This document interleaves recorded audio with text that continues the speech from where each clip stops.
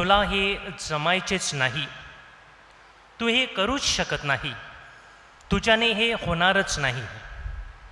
प्रिय बंधू भगिनींनो, एखादा माणूस आपलं जीवन बदलण्याचा प्रयत्न करतो किंवा चांगले वागायचे ठरवतो किंवा समाजासाठी ख्रिस्त सभेसाठी आपला वेळ द्यायचं किंवा काहीतरी चांगलं करायचं ठरवतो, परंतु जेव्हा त्याच्या आसपासच्या लोकांना ह्याची खबर मिळते तेव्हा वरील शब्दांचे विखारी बाण त्याच्या कानावर पडत असतात की तुला हे जमायचेच नाही, तू हे करूच शकत नाही, तुझ्याने हे होणारच नाही.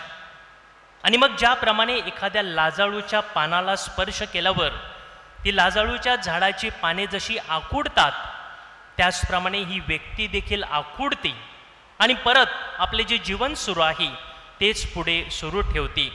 इतर सांगतात म्हणजे मला हे जमणारच नाही ही त्या व्यक्तीची भावना बनून जाते. प्रिय बंधू भगिनींनो, आजच्या पहिल्या वाचनात तसेच ह्या दिवसातील पहिल्या वाचनामध्ये आपण संत पौलविषयी ऐकत आहोत. तो काय होता आणि काय झाला, तो कोठून कोठे आला, तो शौलाचा पौल बनला, तो अजरामर झाला. हे कसे शक्य झाले? त्यालाही त्या दमास्कसच्या अनुभवानंतर त्याच्या आधीच्या सोबत्यांनी सांगितलं नसेल का की तुला हे जमायचेच नाही, तुला ख्रिस्ती लोक स्वीकारायचेच नाहीत, तुला यहुदी लोक जिवंत ठेवायचे नाहीत, असे खूपसे नकारात्मक शब्द त्यालाही नक्कीच ऐकायला मिळाले असणार.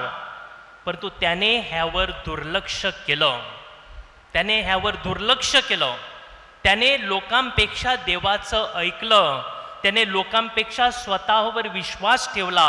लोकांकडून येत असलेला आवाज ऐकण्यापेक्षा प्रभूकडून आलेला आवाज त्याने ऐकला. शौलाचा पौल झाला आणि हा पौल अजरामर बनला. माझ्या प्रिय बंधू भगिनींनो, जेथे आपल्याला खाली खेचायला लोक नसतात तेथे माणूस कसं अशक्य गोष्ट देखील करून दाखवतो याविषयी एक सुंदर गोष्ट सांगितली जाते की एकदा दोन भावंड, एक 10 वर्षाचा एक 12 वर्षाचा, असे गावाबाहेर फिरायला निघाले. चालता चालता बराच लांबचा पल्ला त्यांनी गाठला आणि शेवटी एका विहिरीपाशी ते आले.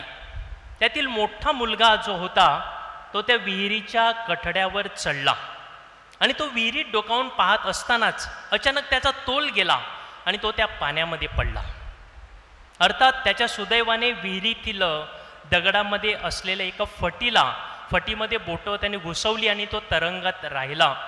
आता वर असलेल्या छोट्या भावाला प्रश्न पडला की ह्याला काढायचं कसं. आजूबाजूला दूरवर कोणीही तिथे दिसत नव्हतं आणि इतक्यात त्याला थोड्याशा अंतरावर चालत गेल्यावर एका झाडाखाली दोर पडलेला दिसला. त्याने तो दोर घेतला, त्याच्या साहाय्याने मोठ्या भावाला बाहेर काढलं. दोघेही गावात पुन्हा पोहोचले आणि गावामध्ये ही खबर वाऱ्यासारखी पसरली. सर्वजण त्या दोघांजवळ जमा झाली, परंतु त्यातील कित्येक जण म्हणू लागले हे शक्यच नाही. 10 वर्षाचा छोटा मुलगा 12 वर्षाच्या मोठ्या मुलाला दोराने कसा काही ओढून काढू शकतो, हे निव्वळ अशक्य आहे. परंतु हा सगळा गोंधळ सुरू असताना गावातील एक प्रतिष्ठित व्यक्ती मात्र शांतपणे तिथे बसलेली होती आणि ते पाहून इतरांनी त्यांना विचारलं, ही मुलं खोटं बोलत आहेत, ह्याविषयी तुमची खात्री आहे ना? एवढा छोटा मुलगा ह्या मोठ्या मुलाला त्या विहिरीतून कसा काय बाहेर काढेल? हे अशक्य आहे. आणि त्यावर तो प्रतिष्ठित माणूस शांतपणे परंतु तेवढ्याच खंबीरपणे उद्गारला, हे शक्य आहे, हे शक्य आहे. आणि ते ऐकून गावकरी अचंबित झाले आणि इतक्यात तो माणूस उद्गारला, होय हे शक्य आहे, कारण तो छोटा मुलगा त्याच्या मोठ्या भावाला दोराने वर ओढत असताना तेथे दूरवर त्याला कोणीच असे सांगणारे नव्हते की हे शक्य नाही, तू हे करूच शकणार नाही, तुझ्याने हे होणारच नाही, तू छोटा आहेस.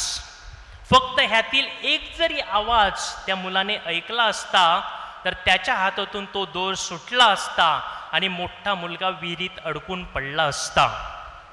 माझ्या प्रिय बंधू भगिनींनो, त्या प्रतिष्ठित माणसाने किती सुंदर वास्तव सांगितलं पहा की त्याला जर तेथे कोणी हे शक्य नाही, तू हे करू शकणार नाही, तुझ्याने हे होणार नाही असं सांगितलं असतं तर तो आवाज ऐकून तो सगळा खेळ तिकडेच संपला असता.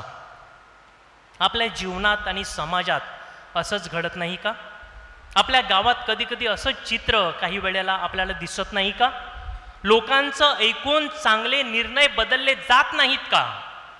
उदाहरणच द्यायचं तर लग्न शिबिरामध्ये सोहळेबाजी किंवा कार्यक्रमातील अवाढव्य खर्चाबाबत प्रबोधन ऐकल्यानंतर तो एखादा बिचारा तरुण किंवा तरुणी तिथे निर्णय पक्का करतात की मी आटोपशीर कार्यक्रम करणार, जास्त गाजावाजा न करता खर्चाला आवर घालणार, आणि हे चांगलं मत घेऊन तो घरी जाताच स्वतःचेच लोक त्यांना सांगतात हे शक्य नाही, तू असं करू शकणार नाहीस, कोणाला ते मान्य होणार नाही, आणि शेवटी निर्णय बदलणं भाग पाडलं जातं.